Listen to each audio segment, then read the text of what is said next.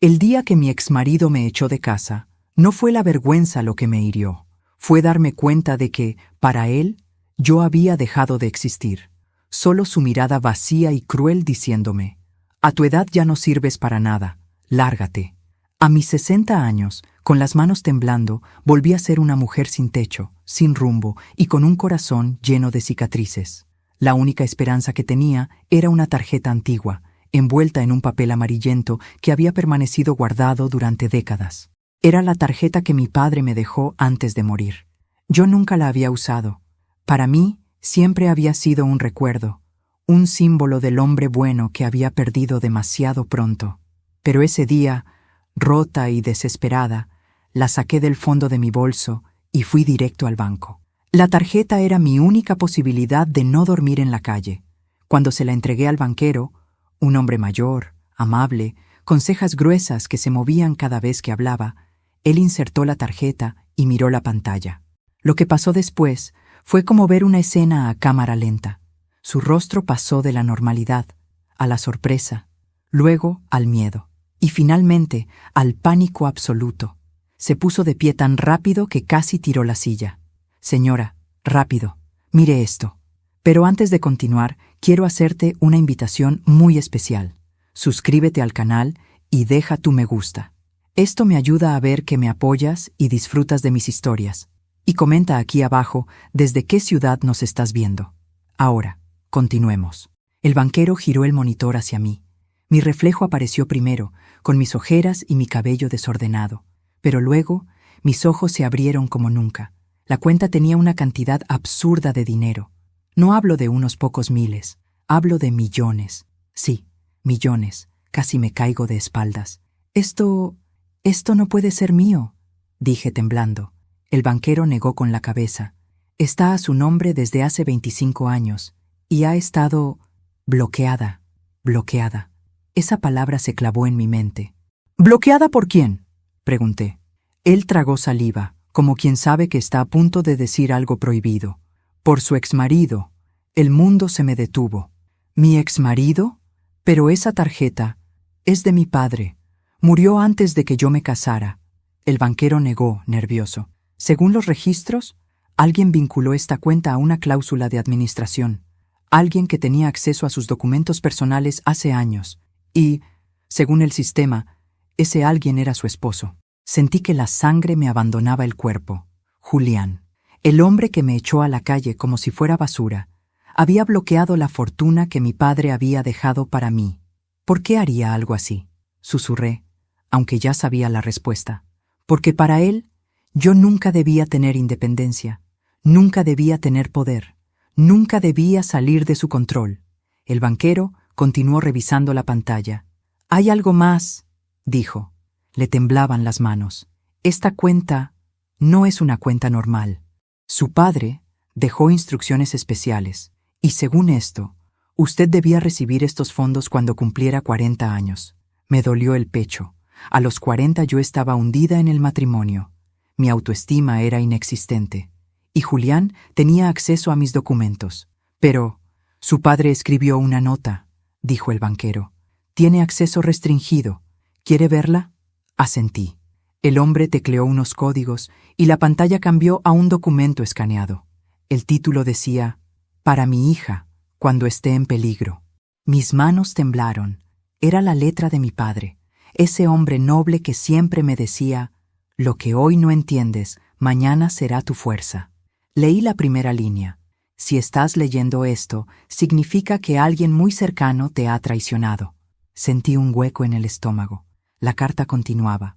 «Esta cuenta no es solo dinero, es evidencia, es protección, y es la llave para que descubras algo que oculté por tu seguridad». Mi corazón latía tan fuerte que pensé que me desmayaría. «¿Qué ocultó mi padre?», susurré sin despegar los ojos de la pantalla. El documento seguía: «Mercedes, hija mía, si tu esposo accedió a esta cuenta, entonces él forma parte de lo mismo que me obligó a huir». Me llevé una mano a la boca. «¿Huir?», repetí. «¿De qué?». Pero la pantalla no me dio más respuestas. La nota terminaba ahí. El resto estaba en un archivo adjunto protegido por una clave que, según el sistema, solo podía ser desbloqueada desde otro lugar. una caja de seguridad privada, que yo nunca había sabido que existía. El banquero me miró con dificultad. Su padre dejó una caja a su nombre. Está en la bóveda antigua del Banco Central. Nadie ha podido acceder porque la llave nunca apareció. Entonces recordé algo que había olvidado por años. Un llavero pequeño, de metal frío, que mi padre me dio cuando era niña, y que yo, sin saber qué era, había guardado en una caja de recuerdos. Tal vez, solo tal vez, esa era la llave. Me levanté. «Necesito abrir esa caja», dije. «Hoy mismo». El banquero asintió, pero luego su expresión cambió a terror. Se inclinó hacia mí y susurró: «Señora, tiene que tener cuidado. Esta cuenta ha sido monitoreada durante años. Alguien va a enterarse de que estuvo aquí. Y no creo que esa persona quiera que usted abra esa caja». Sentí un escalofrío recorrerme entera, porque entonces lo supe. Julián no solo me había traicionado, no solo me había quitado mi vida, había escondido algo que mi padre dejó para protegerme, porque él formaba parte del peligro. Y ahora que yo lo sabía, iba a venir por mí. Salí del banco con la cabeza dando vueltas y el corazón palpitando tan fuerte que sentía que me empujaba los huesos desde dentro. Caminé sin rumbo durante varias cuadras, incapaz de procesar todo lo que había leído. Mi padre no había muerto dejando simplemente recuerdos y una tarjeta vieja. Había dejado advertencias, secretos, pruebas y lo más inquietante. Él sabía que mi exmarido sería un peligro para mí, incluso antes de que yo misma lo entendiera. Me detuve frente a una parada de autobús, temblando. A mis 60 años, después de un matrimonio que me drenó la autoestima y me hizo olvidar quién era, todavía me costaba asumir que alguien pudiera querer hacerme daño de verdad. Pero el miedo que el banquero mostró, la bloqueada de la cuenta, la nota de mi padre, todo apuntaba a que había mucho más detrás de la traición de Julián. Y, sobre todo, había un mensaje que no podía ignorar. Tu esposo forma parte de lo que me obligó a huir. Mi padre nunca huyó. Eso era lo que nos habían dicho. Que murió repentinamente por un fallo cardíaco mientras trabajaba en otra ciudad. Pero, ¿y si no? ¿Y si su muerte tuvo el mismo olor a mentira que mi matrimonio? Mientras esperaba el autobús, de repente un recuerdo me golpeó como un susurro perdido en el tiempo. Yo era niña, tal vez de unos 8 años, y mi padre llegó una noche con un pequeño llavero frío, metálico, con un número grabado. Me dijo: «Guárdalo, pero no lo uses hasta que seas mayor. Es solo para ti». Años después, al mudarme con Julián, metí ese llavero en una caja de recuerdos, junto a cartas viejas y cintas de cumpleaños. Sin darme cuenta, mis pasos ya iban camino a mi antigua casa, esa de donde me acababan de echar. La caja debía estar allí, si Julián no la había destruido, pero sabía que no podía volver ahora. Él podía estar vigilando, él podía estar esperándome, y yo no tenía fuerzas para enfrentarme sola a un hombre que ya había demostrado ser capaz de arruinarme sin pestañear.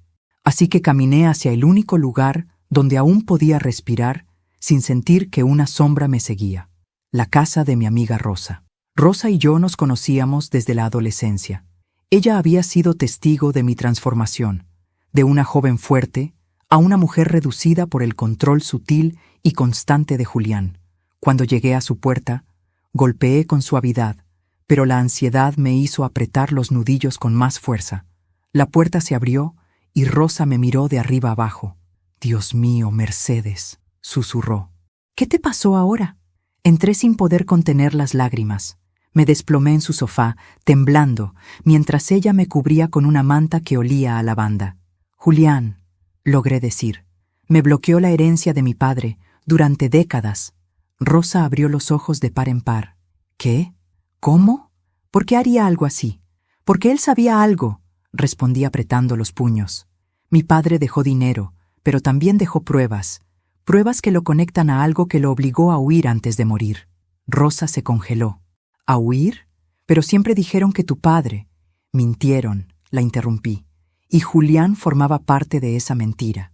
Me escuchó con atención mientras le contaba todo: el banco, la nota de mi padre, la caja de seguridad, el llavero, los movimientos sospechosos. Cuando terminé, Rosa suspiró profundo. «Mercedes, Creo que tu padre sabía perfectamente que tu exmarido no era quien decía ser. Y si dejó algo para ti, entonces eso algo puede destruir a alguien muy grande. Me estremecí. ¿Crees que Julián sabía que yo podía descubrirlo? Claro que sí, respondió ella. Por eso te controlaba. Por eso te hacía sentir inútil. Por eso te aisló de todos. Un hombre no destruye a una mujer por simple maldad. Lo hace por miedo. Su frase me atravesó como una verdad evidente que yo no había querido mirar. Necesito la caja de recuerdos, susurré. Necesito el llavero. Es la única forma de abrir la bóveda donde está lo que mi padre dejó. Rosa negó. No puedes volver tú sola. No sabemos si él te está vigilando. No sabemos si alguien más está involucrado. Entonces, ¿qué hago? Ella se levantó con determinación. Voy yo. No, exclamé agarrando su brazo. No quiero que te metas en esto. Ya estás metida tú, respondió con un tono firme que pocas veces le escuché. Y si no recuperas eso ahora, quizás nunca puedas hacerlo. Déjame ayudarte. Yo no quería poner a Rosa en riesgo, pero también sabía que tenía razón. Y sabía que Julián jamás pensaría que ella intentaría entrar a mi vieja casa. Acordamos un plan. Rosa iría por la caja mientras yo esperaba en un café cercano. Su casa estaba a 15 minutos caminando de la mía, así que no tardaría demasiado. Cuando ella salió por la puerta, yo sentí un nudo en el pecho, miedo, culpa y una extraña sensación de que no éramos solo nosotras dos en aquel juego. En el café, las luces cálidas y el murmullo de la gente apenas lograban calmarme. Pasaron 10 minutos, 15, 20, 30. Mi teléfono vibró. Rosa. Encontré la caja. Sentí alivio recorrerme, pero inmediatamente llegó otro mensaje, uno que hizo que la sangre se me helara. Rosa. Mercedes. Alguien estuvo aquí. Y luego, tu casa no está vacía. Me quedé paralizada. ¿Rosa? Tecleé rápidamente. ¿Estás bien? ¿Quién está ahí? No hubo respuesta. Otros 30 segundos eternos. Luego, un mensaje más. Rosa. No vuelvas nunca. No estás segura. Te explicaré luego. Una lágrima bajó por mi mejilla. Porque entendí algo terrible. Alguien más sabía sobre la caja. Alguien más sabía sobre el llavero. Alguien más sabía sobre mi padre. Y ese alguien estaba vigilando. Mi corazón latía tan rápido que sentía que me iba a desmayar en medio de aquel café. La pantalla del teléfono seguía encendida, mostrando el último mensaje de Rosa. No vuelvas nunca. No estás segura. Te explicaré luego. Pero no explicaba ahora. No decía dónde estaba. No decía quién había entrado en mi casa. No decía si estaba bien. Y ese silencio me estaba matando. Me levanté de golpe de la silla, derramando un poco del café que ni siquiera había probado. Dudé entre correr hacia mi antigua casa o llamar a la policía. Pero recordé algo. Julián tenía contactos. Si yo llamaba a la policía y alguno de esos contactos aparecía, podían girar el caso en mi contra, inventar una excusa, hacer que todo pareciera paranoia. Él lo había hecho antes. Podía volver a hacerlo. Así que me quedé quieta unos segundos, tratando de pensar. La gente alrededor seguía con su vida. Risas, conversaciones, platos chocando. Y yo, allí, sintiendo que el mundo se me caía encima. Cuando por fin pude respirar, marqué a Rosa. 1 vez, 2 veces, 3. Nada. Intenté no perder la cabeza. Me repetí que si algo grave hubiera ocurrido, no habría tenido tiempo de escribirme. Su mensaje había sido claro. No vuelvas nunca. Y Rosa no usaba palabras grandes a la ligera. Si lo decía, era porque había visto algo que nosotros ni imaginábamos. Entonces, mientras miraba la calle por la ventana del café, lo vi. Un hombre alto, con una gorra negra. El mismo hombre que había visto merodeando cerca de mi casa días antes. El mismo que había sentido detrás de mí en la estación de autobuses. Caminaba despacio, observando a la gente, hasta que sus ojos pasaron por la ventana y se detuvieron justo donde estaba yo. Me quedé helada. No sé cuánto tiempo estuvo mirándome. Puede que 3 segundos, puede que 10, pero fueron suficientes para sentir que me había marcado. Luego siguió caminando, como si nada, pero yo sabía que aquello no era coincidencia. Él me estaba siguiendo. Sentí un impulso desesperado. Había que irse. Ahora. Me colgué el bolso al hombro y salí rápidamente del café, escondiendo el rostro lo más que pude. Caminé entre la gente, cambié de acera 2 veces y entré en una tienda de ropa solo para salir por otra puerta. Quería perderlo, alejarlo, confundirlo. Finalmente, después de varias calles, me detuve frente a un parque vacío. No lo veía, no había rastro de él, pero eso no significaba que no estuviera. Suspiré con fuerza, tratando de recuperar la calma. Entonces, mi teléfono vibró. No era Rosa. Era un número desconocido. Contesté con cautela. ¿Hola? Una voz masculina, ronca pero tranquila, dijo: Señora Mercedes, no se asuste. Mi nombre es Héctor. Era amigo de su padre. Sentí un vuelco en el estómago. ¿De mi padre? ¿Cómo obtuvo mi número? No por las razones que piensa, respondió con rapidez. Su padre me dejó instrucciones por si algo como esto llegaba a suceder. He estado esperando su llamada por años. Me senté en el banco del parque, incapaz de mantenerme de pie. ¿Qué está pasando?, pregunté temblando. ¿Quiénes son estas personas? ¿Por qué me siguen? Héctor suspiró del otro lado de la línea, como si llevara un peso enorme encima. Porque su padre descubrió algo demasiado grande, dijo, demasiado peligroso, y porque su esposo trabajaba directamente con quienes querían silenciarlo. Me cubrí la boca. No, susurré. Él jamás me dijo nada. Jamás, porque no debía saber, continuó Héctor, y porque usted era la única persona que podía entorpecerles los planes. Por eso la controlaron, por eso la aislaron, por eso la vigilan ahora. Sentí las lágrimas correr por mis mejillas, sin poder detenerlas. Mi amiga Rosa entró en mi casa, dije. No sé dónde está. No responde. Hubo un silencio tenso. Entonces debemos actuar más rápido de lo que pensaba, respondió Héctor. Escúcheme bien, señora. Hay un lugar al que debe ir ahora mismo. El único sitio donde su padre dejó información sin que ellos lo supieran. ¿Dónde?, pregunté desesperada. La bodega vieja de don Laureano, en la Avenida Sur. Su padre trabajó allí antes de que todo comenzara. Era su refugio, su escondite. Y allí dejó algo para usted. Mi mente trataba de procesar todo, pero era imposible. Sentía que vivía un sueño extraño y oscuro. ¿Qué hay allí?, susurré. Héctor respondió sin rodeos. Las verdaderas razones por las que su padre tuvo que huir. Las pruebas que conectan a su esposo con la caída de su familia. Mi respiración se trabó. ¿Mi esposo? Sí, confirmó él. Su padre confiaba en usted, no en él. Y sabía que, algún día, usted sería la única capaz de terminar lo que él empezó. Mi mundo se tambaleó. Todo encajaba. La vigilancia, la cuenta bloqueada, la mentira de la muerte repentina, el control de Julián. Todo. De pronto, escuché una pregunta que me heló. Señora, ¿él ya sabe que usted intentó acceder a la cuenta? Me llevé una mano al corazón. Sí, sí lo sabía. Mi exmarido siempre olía la verdad antes de que yo misma la entendiera. Héctor pareció comprender mi silencio. No vuelva a su casa, y no vuelva a ese banco. Vaya directo a la bodega. Ahora. Su padre confió en usted. No lo deje solo otra vez. La llamada terminó. Me quedé quieta, con el teléfono aún pegado a mi oído, tratando de recuperar el aliento.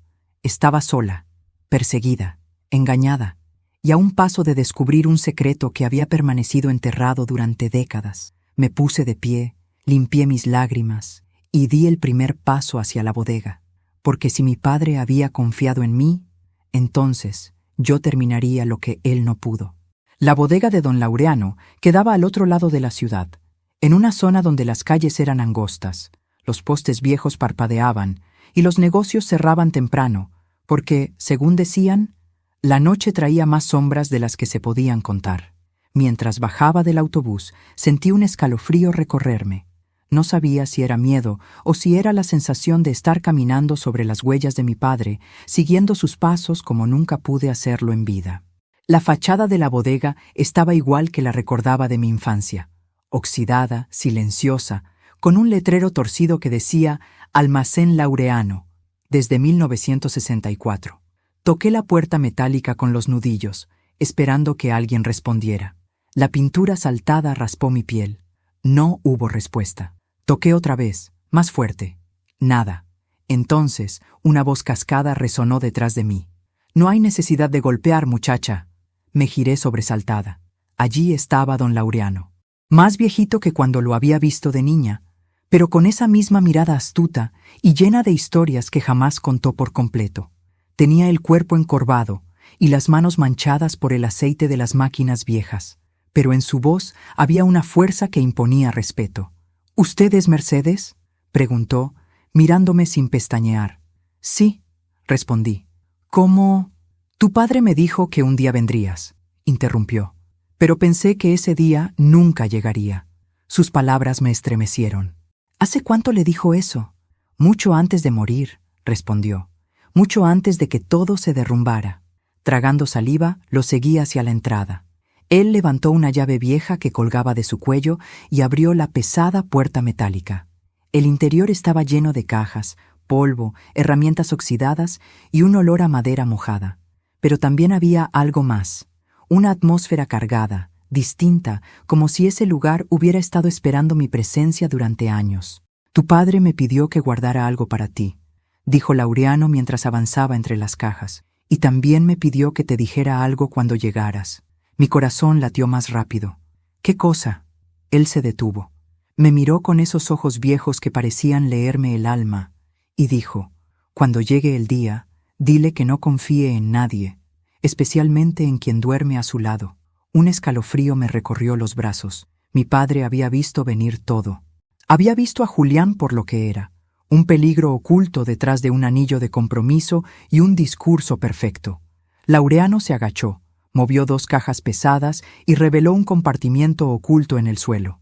Sacó una caja metálica, más grande de lo que esperaba, y me la entregó con ambas manos. Era pesada, muy pesada. —Ábrela —dijo con voz grave. Mis dedos temblaban mientras levantaba la tapa. Dentro había varios sobres amarillos, una libreta gruesa y una cinta de video con el nombre de mi padre escrito a mano. El corazón me dio un vuelco. Tomé uno de los sobres. Tenía mi nombre. Lo abrí lentamente. Era una carta, escrita con la letra firme y clara de mi padre. Mercedes, si estás leyendo esto, significa que la persona a la que más amaste fue la misma que te destruyó. Las palabras me golpearon como un puñetazo en el estómago. Seguí leyendo. Julián nunca te eligió por amor. Te eligió porque necesitaba acceso a algo que yo protegía. Y sabía que la única manera de llegar allí eras tú. Mis manos comenzaron a sudar. ¿Qué necesitaba? Pregunté, mirando a Laureano. Él suspiró, pesadamente. Tu padre fue uno de los denunciantes de un desfalco millonario que involucraba a políticos, banqueros y empresarios. Tenía pruebas que los podían derribar, pero cuando intentó exponerlos, lo persiguieron. Julián trabajaba para uno de ellos. Fue enviado para acercarse a ti, para vigilarte, para impedir que tu padre usara la herencia. Sentí que el aire se me iba. No, susurré. Julián, ¿todo fue una mentira? Todo, respondió Laureano con tristeza. Tu matrimonio, su amor, su protección, era parte del plan. La carta continuaba. Te advertí muchas veces que no confiabas en ti misma, que tu luz era más grande que tus miedos, pero ellos lo sabían. Por eso te apagaron. Bajé la carta. No podía respirar. El suelo bajo mis pies parecía desaparecer. Laureano continuó. Tu padre grabó algo antes de morir. Está en esa cinta, pero debes saber algo antes de verla. ¿Qué cosa? Pregunté con un hilo de voz. Esa cinta explica quién lo traicionó dentro de su propio círculo. Explica cómo lo localizaron. Explica por qué murió lejos de casa. Y también explica por qué tú estás en peligro ahora. Mi pecho se apretó. No sabía si tenía fuerzas para escuchar eso, pero debía hacerlo. Necesito verla, susurré. Laureano asintió, pero antes de que pudiera moverse para buscar un reproductor, escuchamos un ruido seco afuera, un golpe contra la puerta. Los dos nos miramos. Otro golpe, más fuerte. Laureano frunció el ceño. Nadie debía saber que venías. Mi corazón comenzó a correr más rápido. Otro golpe. Y una voz grave. Ábranla, policía. Pero el tono no era de policía. Mi sangre se heló. Laureano me empujó suavemente hacia detrás de unas cajas. Escóndete. Ahora. Yo obedecí, temblando. Mientras me agachaba, oía la voz gritar otra vez. Sabemos que está ahí adentro, y sabemos que tiene lo que no le pertenece. Mis ojos se abrieron de par en par. Esa voz, la reconocí. Era la del hombre de la gorra negra. Laureano apretó los dientes. Llegaron antes de tiempo, murmuró. Mucho antes. Mi corazón latía tan fuerte que creía que iban a oírlo desde afuera, porque no solo estaban cerca, estaban buscándome a mí, y esta vez no pensaban dejarme escapar. El ruido contra la puerta aumentó. Ya no eran golpes aislados, sino una secuencia rítmica, furiosa, calculada, como si aquellos hombres hubieran venido con la orden exacta de derribarla. Laureano respiró hondo, se enderezó todo lo que pudo y caminó hacia la entrada con pasos lentos pero firmes. Yo me quedé agachada detrás de las cajas, abrazando la carta de mi padre como si fuera un salvavidas. La bodega entera parecía temblar. Podía escuchar el roce metálico de herramientas moviéndose por la vibración. Mi corazón golpeaba mi pecho tan fuerte que temí que me delatara. Laureano se acercó lo suficiente a la puerta como para que su sombra se reflejara en ella. «¿Quién está ahí?», preguntó con voz firme, aunque le temblaba un poco el tono. «Abran. Es la policía», respondió el hombre de la gorra negra. Su voz era un ladrillo cayendo en un pozo. Laureano soltó una risita amarga. Si fueran policía de verdad, traerían una orden. Hubo un silencio espeso. Entonces, una frase que me heló. «No necesitamos orden cuando se trata de recuperar lo que nos pertenece». Antes de continuar, y como es requisito en este capítulo, quiero hablar contigo directamente por un momento. Antes de continuar, dime aquí en los comentarios qué te está pareciendo esta historia hasta ahora, y qué harías tú en su lugar. No te vayas del video, porque lo que viene a continuación te pondrá la piel de gallina. Ahora sí, continuemos. La puerta recibió un golpe final, tan fuerte que varias herramientas colgadas en la pared cayeron al suelo. Laureano retrocedió, respirando con dificultad. «Escúchame bien, Mercedes», susurró sin mirarme. «Cuando yo te diga, corre hacia la salida trasera. No mires atrás». «No puedo dejarlo», respondí en voz baja. «Fue amigo de mi padre. Me está protegiendo». «Por eso mismo debes correr», contestó. «Si te atrapan, se acaba todo». Quise protestar, pero no hubo tiempo. La puerta se dio con un chirrido brutal. 3 hombres entraron. El de la gorra negra iba al frente. Los otros 2 llevaban chaquetas oscuras, botas pesadas y la mirada muerta de quienes no están ahí para hablar. El de la gorra escaneó el lugar como un animal que busca a su presa. «¿Dónde está ella?», preguntó sin rodeos. Laureano se interpuso. «Aquí no hay ninguna mujer. Vienen cada tanto a revisar, pero hoy no ha venido nadie». El hombre dio un paso al frente. «No mienta, viejo. Sabemos que ella recibió la llamada. Sabemos que vino aquí». Mi estómago se cerró. Sabían todo, hasta mis conversaciones. «No sé de qué hablas», repitió Laureano. El hombre sonrió fríamente y levantó la mano. Los otros 2 comenzaron a registrar la bodega, tirando cajas, moviendo estantes, abriendo cajones. Uno de ellos se acercó peligrosamente al lugar donde yo estaba escondida. Mi corazón estaba por salírseme, pero un ruido en la parte opuesta de la bodega lo distrajo. Laureano había tirado una caja metálica para llamar la atención. «¡Ey!», gruñó. «Aquí no pueden entrar sin permiso. Este es mi negocio». El hombre de la gorra se acercó a él. «Entonces coopere, y nadie tiene que salir lastimado».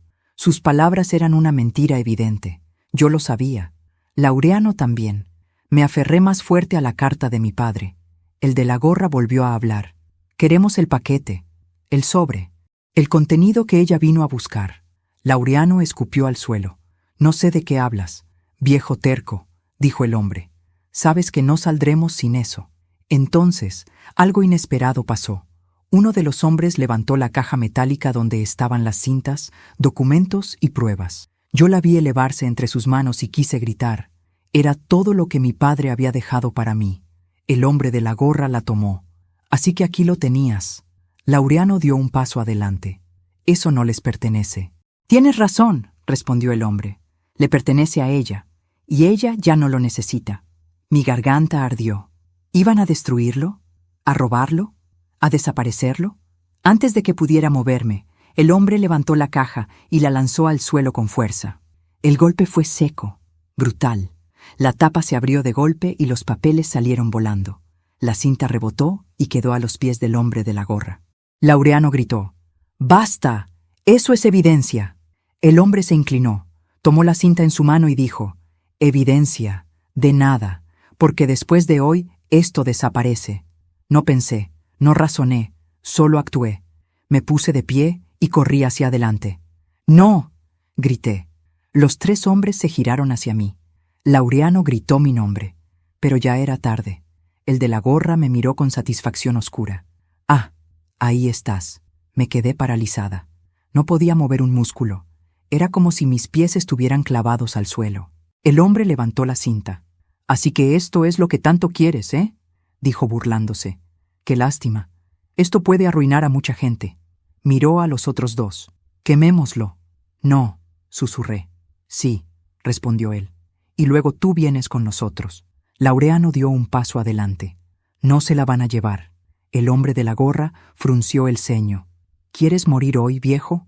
Entonces, en un movimiento que jamás habría esperado, Laureano lanzó la caja metálica hacia mí.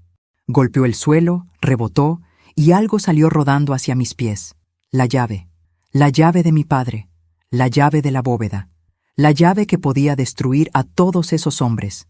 El de la gorra la vio. «¡Agárrenla!». Yo me abalancé hacia ella, ellos también, y en ese instante supe que ya no había marcha atrás. La llave rodó por el suelo como si tuviera vida propia, rebotando entre el polvo y los pedazos de papel que habían volado de la caja metálica. Mi cuerpo reaccionó antes que mi mente. Me lancé hacia ella con el corazón en la garganta, sintiendo el aire cortarse a mi alrededor. Al mismo tiempo, los 2 hombres de chaqueta oscura se abalanzaron también, estirando los brazos como bestias que buscan atrapar a su presa. No sé cómo lo logré. Tal vez fue instinto. Tal vez fue la memoria de mi padre empujándome desde algún lugar invisible. Mi mano se cerró sobre el metal frío justo antes de que uno de los hombres cayera encima de mí. Rodamos por el suelo, golpeándonos contra cajas y herramientas. Sentí su peso aplastándome, su respiración húmeda en mi oído. «Dame la llave», rugió. Con todas las fuerzas que me quedaban, giré mi cuerpo y lo pateé en la espinilla. Él gruñó y se retorció, dándome apenas un segundo para arrastrarme lejos. Laureano aprovechó el momento. Tomó un viejo tubo metálico del suelo y lo estrelló contra la espalda del otro hombre que intentaba alcanzarme. El golpe resonó como un trueno dentro de la bodega. El hombre cayó hacia adelante, sorprendido por la fuerza que aún tenía el anciano. Pero el de la gorra negra reaccionó de inmediato. Se lanzó sobre Laureano y lo empujó contra una estantería, haciendo que varias cajas se desmoronaran. «Viejo entrometido», gritó, «te advertimos que no te metieras. Nunca le tuve miedo a ratas como ustedes», escupió Laureano con una valentía que me rompió el alma. Quise correr hacia él, pero el segundo hombre me sujetó del brazo, tirándome hacia atrás. La llave casi se me escapó de la mano. «Suéltame», grité. «No hasta que me des eso», respondió con rabia. Estiró mi muñeca intentando abrir mis dedos por la fuerza. Sentí el dolor punzarme hasta los huesos, pero justo entonces un sonido agudo llenó el aire, un silbido fuerte, insistente, cortante. El hombre se detuvo. Todos lo hicieron. Era una alarma interna. Una señal que Laureano había activado sin que yo lo viera. El hombre de la gorra gruñó. «¡Idiota! ¡Llamaste la atención!». Laureano, aún arrinconado contra la estantería, sonrió con media boca. «Claro que sí», respondió. «Ya vienen». «¿Quiénes? ¿Quién estaba por llegar? ¿Policías? ¿Vecinos? ¿Alguien más?». No lo sabía, pero para esos hombres la atención era lo último que querían. El de la gorra perdió la compostura. Levantó la cinta, la apuntó hacia un bidón de gasolina abierto y gritó: «Si no nos dan la llave, quemo todo ahora mismo». Mi sangre se congeló. Las pruebas, los documentos, la cinta de mi padre, todo podía desaparecer en segundos. Laureano dio un paso adelante, jadeando. «No te atreverías». «Inténtalo», respondió el hombre. «Préndele fuego». Yo sabía que no era una amenaza vacía. Podía ver en sus ojos esa mezcla de desesperación y obediencia a órdenes superiores. Quemar todo sería la forma perfecta de borrar la verdad para siempre. Entonces lo entendí. No podía pelear en esa bodega. No podía arriesgarme a perder la llave. Y no podía permitir que ellos obtuvieran nada. Tenía que escapar. Tenía que llegar a la bóveda antes que ellos. Me zafé de la mano del hombre como una serpiente que se desliza entre piedras. Me levanté y corrí hacia la salida trasera sin mirar atrás. Escuché gritos, pasos acelerados, cajas cayendo, golpes, maldiciones. «¡Agárrenla! ¡No la dejen salir! ¡La llave! ¡Tiene la llave!». El eco de esos gritos me empujó aún más rápido. Abrí la puerta trasera de un golpe y me lancé a la calle. El aire frío de la tarde me golpeó el rostro como una bofetada. Mis piernas temblaban, pero no se detenían. Corrí como no había corrido desde que era niña. Escuché pasos detrás de mí. Los dos hombres. Venían. Crucé la calle, esquivé un auto que frenó brusco. Seguí corriendo sin rumbo. Mi pecho ardía. Mi visión se nublaba, pero mis manos apretaban la llave con tanta fuerza que el metal se marcaba en mi piel. Entonces, una moto apareció a mi lado. Alguien extendió un brazo, una chaqueta marrón, un casco negro, una voz. «Mercedes, súbase». Era Héctor. No dudé.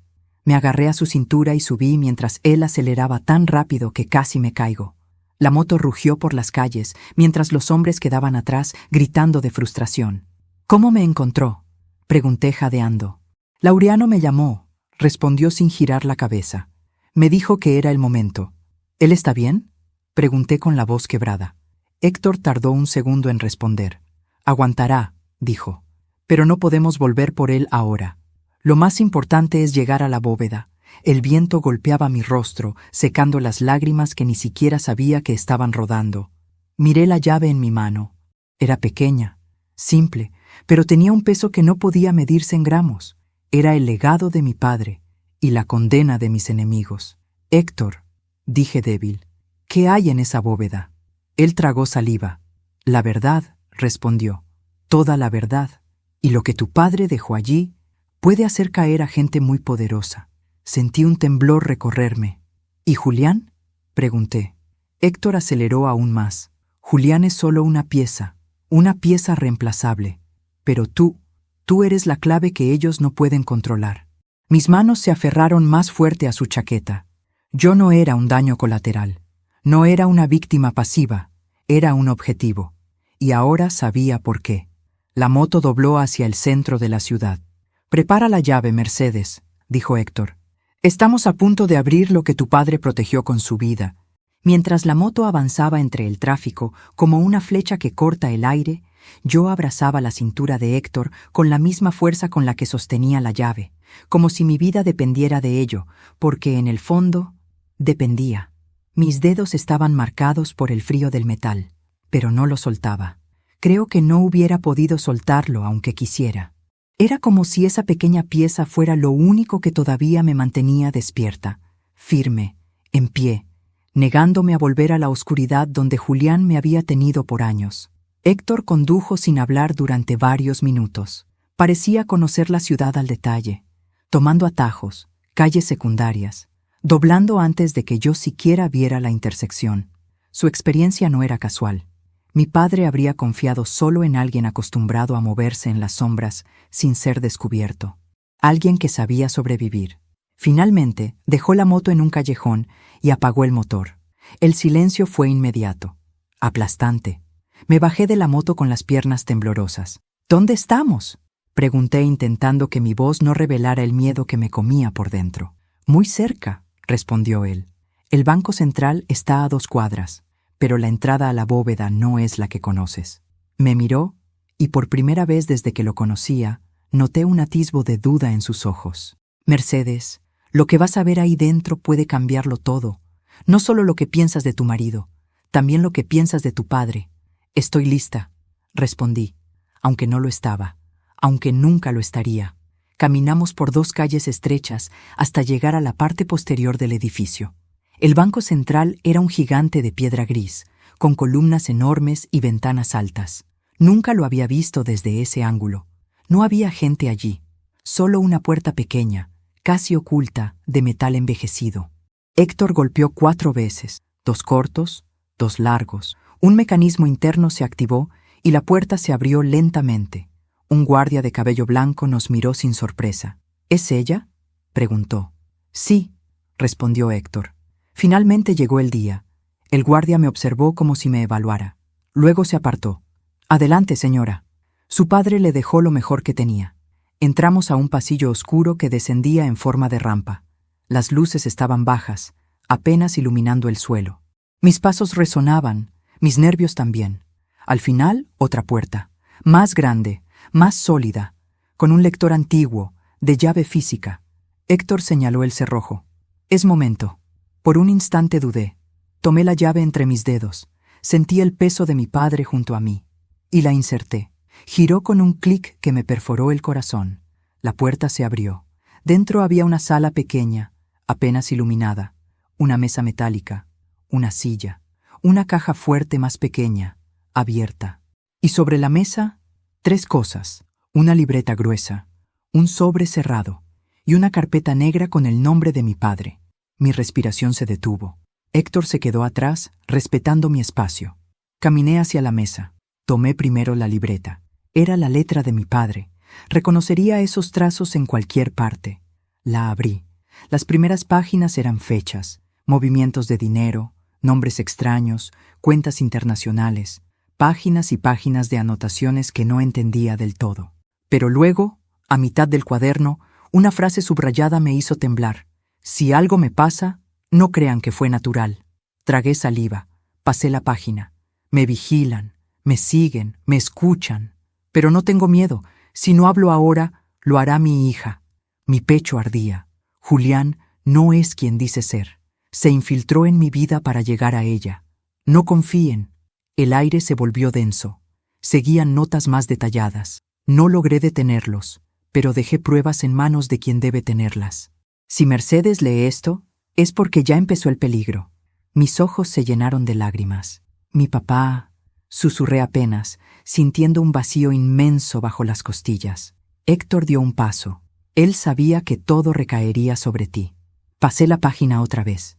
Había un nombre encerrado en un círculo rojo. Ricardo Montenegro. Al ver ese nombre, Héctor respiró hondo.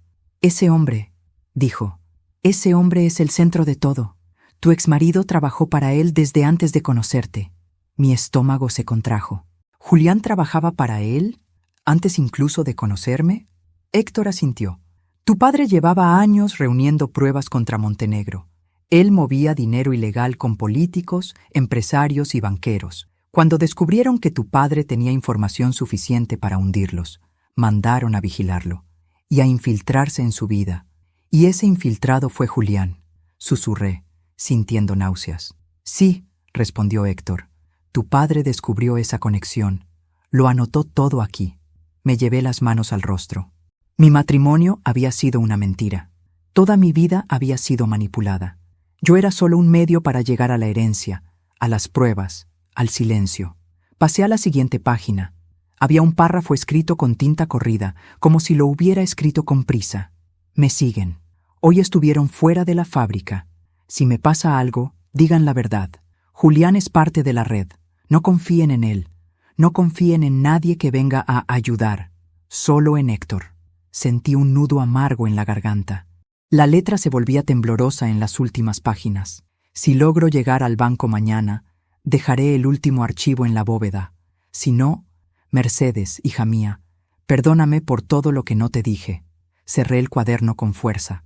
Las lágrimas me caían sin control. Él no huyó, dije con rabia. No huyó, lo mataron. Sí, respondió Héctor suavemente. Y no pudo decírtelo para no ponerte en peligro. Agarré la carpeta negra. Adentro había fotografías, reuniones clandestinas, documentos firmados por Montenegro, transferencias, grabaciones impresas en papel. Había también una foto de Julián, junto a Montenegro, años antes de conocerme. Mi corazón se rompió en pedazos. Héctor, él sabía todo. Él sabía todo desde el principio. Mercedes, dijo él con la voz más suave que le había escuchado. Julián no se enamoró de ti por casualidad. Él te eligió, te estudió, te vigiló. Sabía que solo tu padre te daría acceso a la herencia. Sabía que necesitaba controlarte. Sabía que tarde o temprano la verdad saldría. Me tambaleé. Pero entonces Héctor dijo algo que hizo que mis piernas fallaran. Y hay algo más. Me giré hacia él, sintiendo miedo. ¿Qué más? Él extendió la mano hacia el sobre cerrado sobre la mesa. Esto es lo último que tu padre dejó para ti. Lo dejó sellado, con instrucciones claras de abrirlo solo cuando llegaras aquí. Tomé el sobre. Mis dedos temblaban.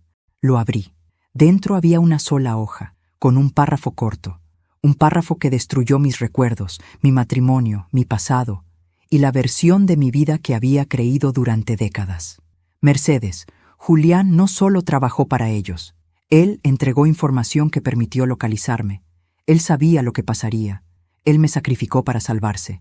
Sentí que el mundo se derrumbaba bajo mis pies. Un zumbido llenó mis oídos. Mis manos temblaron tanto que casi dejé caer el papel. No, susurré. No, no puede ser. Héctor bajó la mirada. Tu padre murió por culpa de Julián, y ahora van por ti porque creen que tú tienes lo que él dejó incompleto. No pude sostenerme. Caí de rodillas. Lloré como no había llorado en años, como si mi alma se hubiera abierto en dos. Mi padre murió por mi esposo. Mi esposo me eligió para destruir a mi padre. Mi vida completa había sido una trampa. Héctor se arrodilló frente a mí. Mercedes, no te derrumbes ahora. Este es el momento de levantarte. Pero yo solo podía repetir, él lo mató. Él mató a mi papá. Él lo mató. Héctor apretó mis hombros. Y tú vas a destruirlo, junto con todos ellos. Lo que tu padre empezó, tú lo vas a terminar. Y no estarás sola, te lo prometo. Respiré hondo, me limpié el rostro. Sentí un fuego nuevo nacer dentro de mí. No era miedo, no era tristeza, era furia.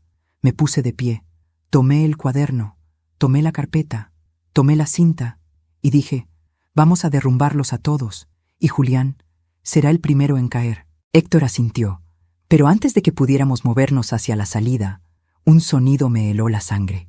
Un disparo, allá afuera, muy cerca. Héctor me empujó hacia atrás. Nos encontraron. Susurró.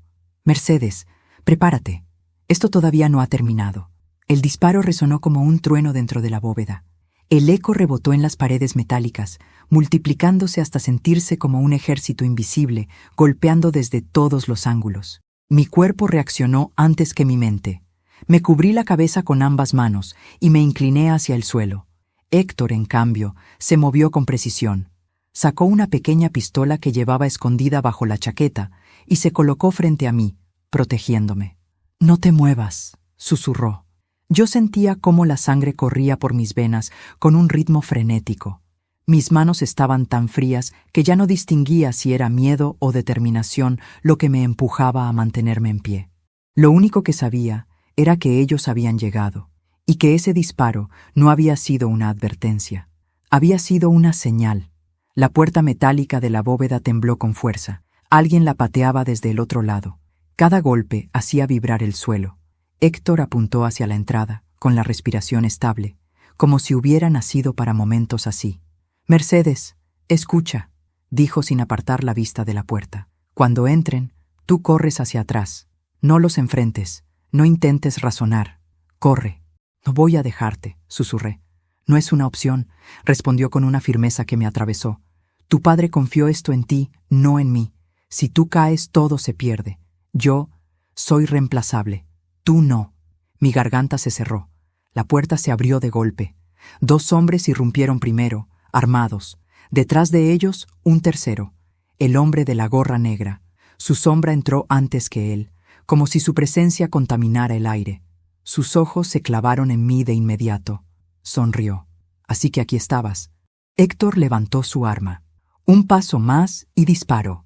El hombre de la gorra levantó ambas manos, fingiendo diversión. «Por favor, sabes que esto no se trata de ti, héroe de segunda. Nosotros solo queremos lo que nos pertenece». Su mirada se deslizó hacia la carpeta negra que sostenía contra mi pecho. «Eso». Instintivamente la apreté más fuerte. «Esto no les pertenece», respondí con voz temblorosa pero firme. «Mi padre murió por protegerlo». El hombre de la gorra sonrió como un depredador satisfecho. «Y tú morirás por revelar lo que contiene». Héctor no lo dejó avanzar. Disparó primero. El tiro fue certero, directo al hombro del hombre más cercano. Ese hombre cayó de rodillas con un grito ahogado. El segundo se lanzó hacia Héctor y ambos comenzaron a forcejear. El tercero, La gorra apuntó hacia mí. Sentí que el tiempo se detenía. Lo vi apretar el gatillo, y entonces alguien se interpuso entre nosotros. Un cuerpo, un golpe sordo, un grito. ¡No!, grité. El cuerpo cayó y era Laureano. No entendí cómo había llegado allí. No sabía cómo había escapado de la bodega o cómo había encontrado la bóveda.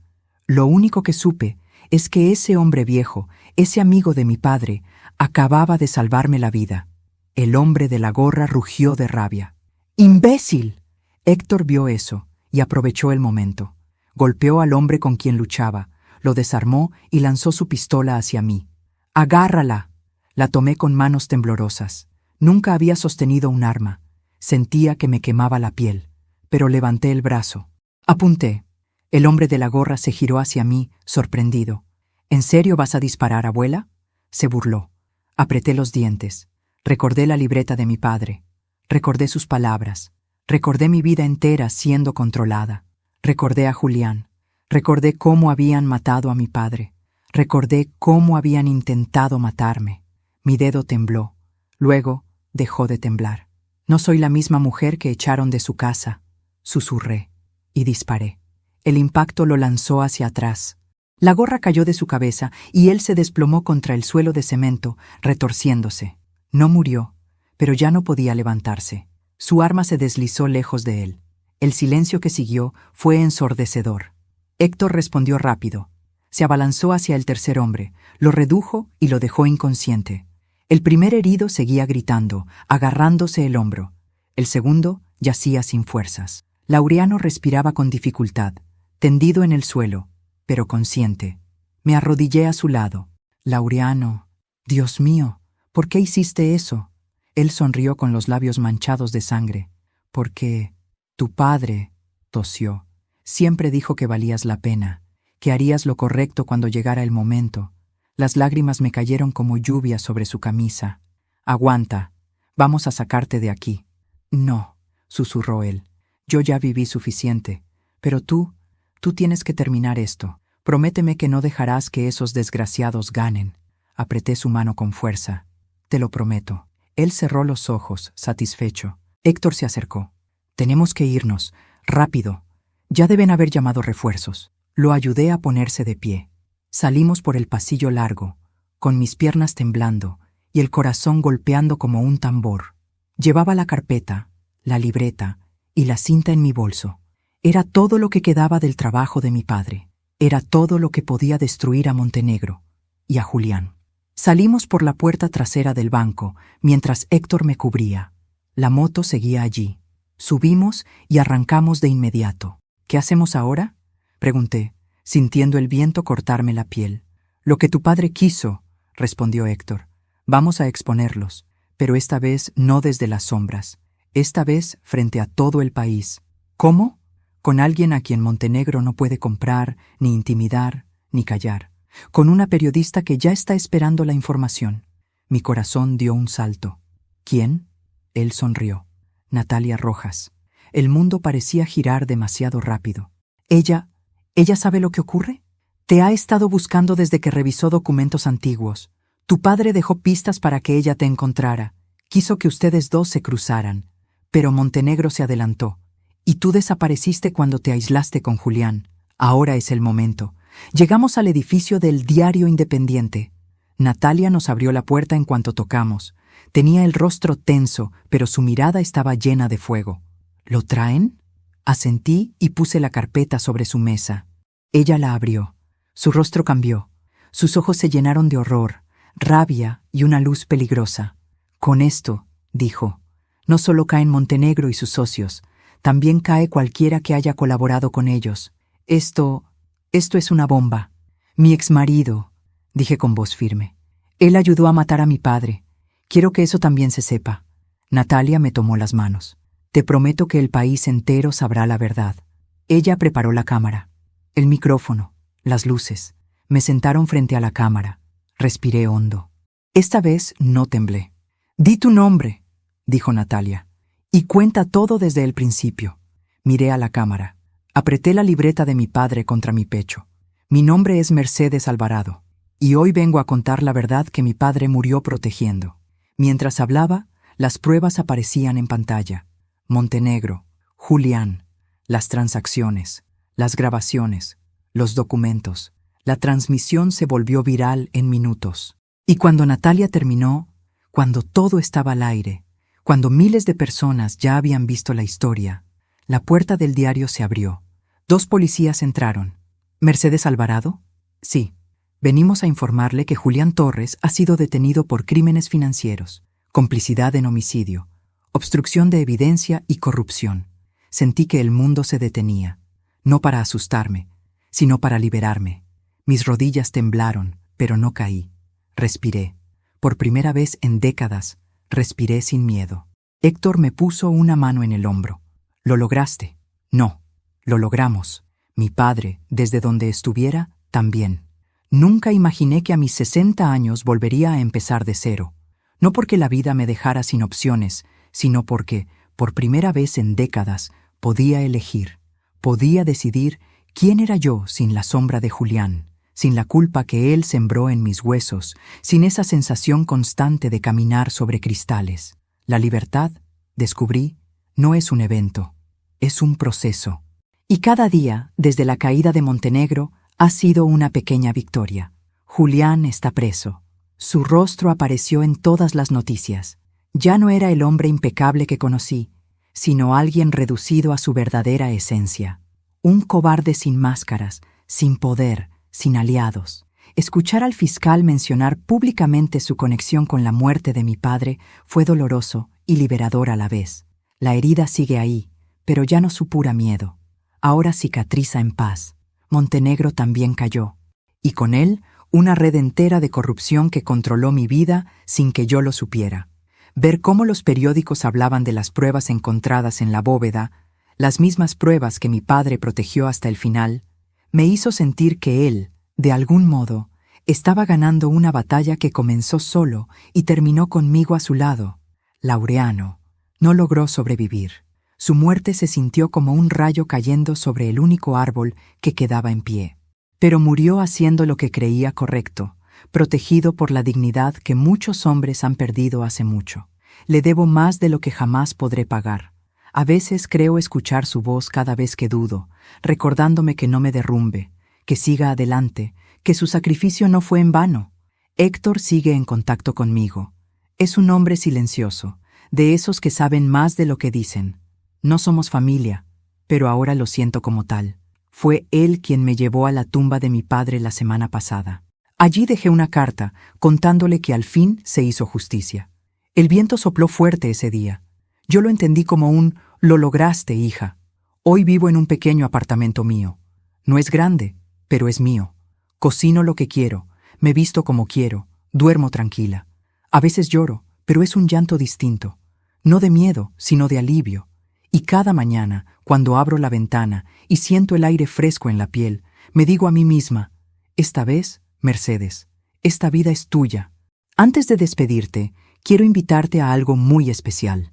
Si esta historia te conmovió, te sorprendió o te hizo reflexionar, deja tu me gusta. Tu apoyo es lo que mantiene vivo este canal y me inspira a seguir creando historias tan intensas como esta. Cuéntame en los comentarios. ¿Desde qué ciudad estás viendo este video? ¿Qué sentiste con este final? ¿Qué habrías hecho tú si estuvieras en mi lugar? Me encanta leer cada comentario. De verdad, son el corazón de este canal. Y no olvides suscribirte, porque vienen muchas historias más. Historias fuertes, emotivas, llenas de giros inesperados, traiciones, secretos y finales que te harán vibrar. Gracias por llegar hasta aquí. Gracias por acompañarme.